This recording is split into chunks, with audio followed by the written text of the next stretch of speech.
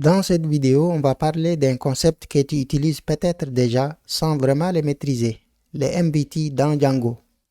MVT ou modèle View Template, une adaptation du modèle View Controller qui est utilisé par exemple avec d'autres langages de programmation comme Java, PHP, etc. L'objectif de cette vidéo est de comprendre exactement ce qu'est le MVT, à quoi il sert réellement et surtout comment il permet d'organiser ton code proprement. D'abord, le MVT est l'architecture utilisée par Django pour structurer une application web. Elle repose sur une idée simple: séparer les responsabilités en trois parties distinctes, qui sont le modèle, la view et le template. Le modèle correspond à la gestion des données. Grâce à Django ORM, il communique avec la base de données. Il définit la structure des tables, les contraintes d'intégrité référentielle, etc. Il contient la logique liée aux données. En résumé, le modèle est la partie qui gère et structure les données de ton application.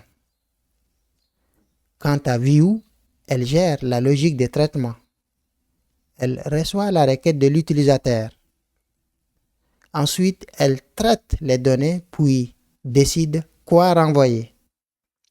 Concrètement, la view récupère les données et les transmet au template, tout simplement. Et le template correspond à la partie présentation, la partie front-end. C'est ce que l'utilisateur voit. L'affichage HTML par exemple, la mise en forme, la présentation des données, etc. En résumé, le template affiche les données de manière visuelle. Allez, je te fais le résumé de tout cela à travers ces schémas. Le navigateur, donc le client, envoie une requête de type HTTP au backend qui est Django. Django reçoit la requête et la transmet au système de routage. L'URL envoie la requête vers la bonne view. Ensuite, la view va récupérer les données dans le modèle, c'est-à-dire dans la base de données. Alors, il peut s'agir d'une simple lecture, d'une mise à jour d'une donnée existante ou encore de l'ajout d'une nouvelle donnée.